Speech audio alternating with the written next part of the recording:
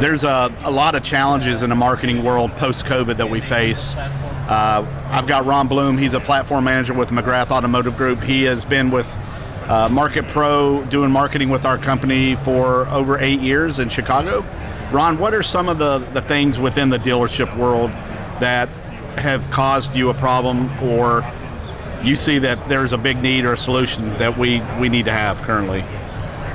I think the biggest thing is the change of the customer and the public post-COVID.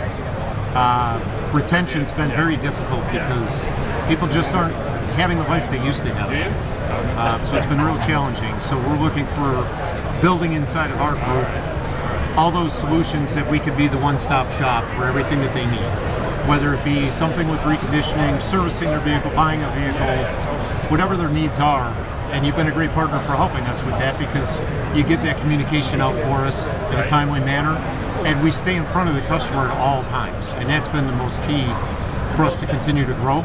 You know, we had double-digit growth last year in 2024, which most dealers didn't get to enjoy. That's true. And we're proud of that. Yeah. But with the average customer keeping their car 12 years or longer now, it's now more important that we keep them after year 5, 6, and into that end of the life cycle. Yeah.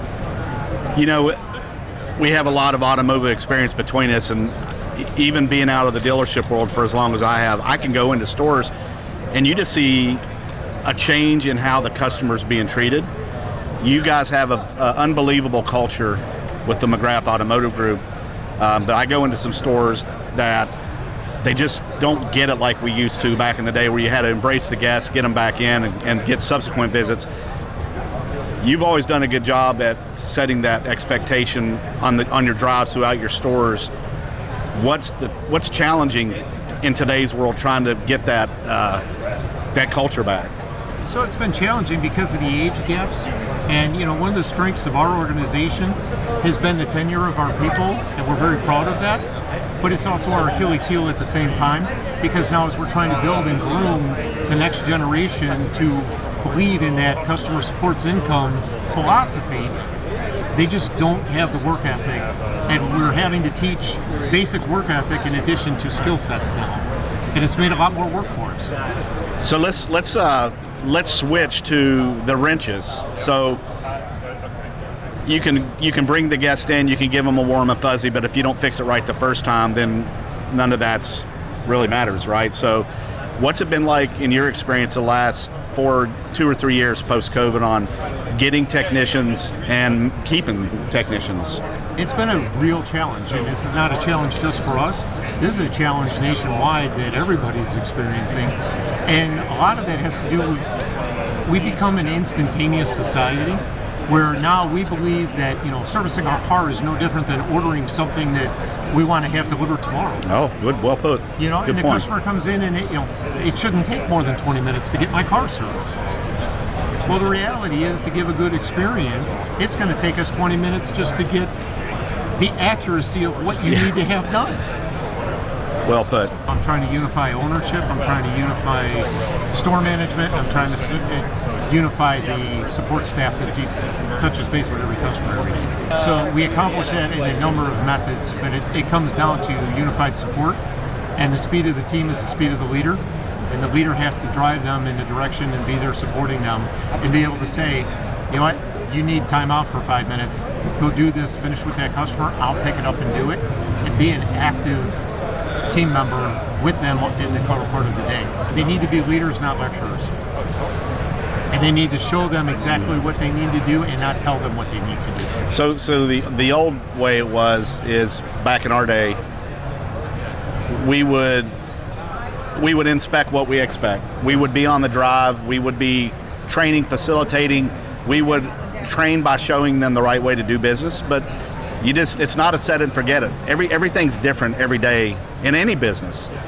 In a consultantship world, every customer's not the same, every car's not the same, every need's not the same.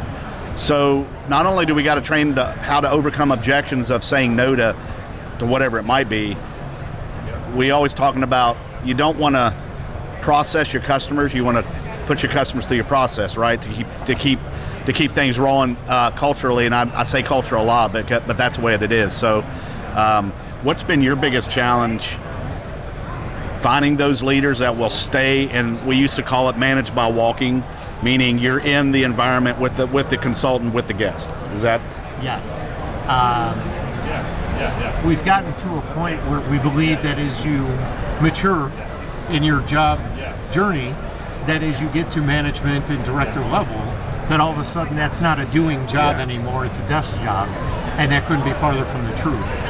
You know, in my vision and what I expect from them is I expect only 20% of the day to be at their desk, and the other 80% of the day is out inspecting, coaching, training, teaching what needs to be done, and setting and showing them exactly what the McGrath expectation is. I think coach is the best word, right? We're managers and leaders, but if you're not a coach, coaches don't come out and show you a play and that's it. You've got to coach and you've got to lead, direct them, care enough to confront your folks. So other things we found is successful too is we do daily huddles, and we talk about the day prior, and we talk about the wins and the losses, but we keep it short, we keep it to 5 minutes, and the team needs to know how they're doing on a daily basis. You can't come to them at the end of the month and say, hey, what happened? It's 4th and long and we got to make this happen. So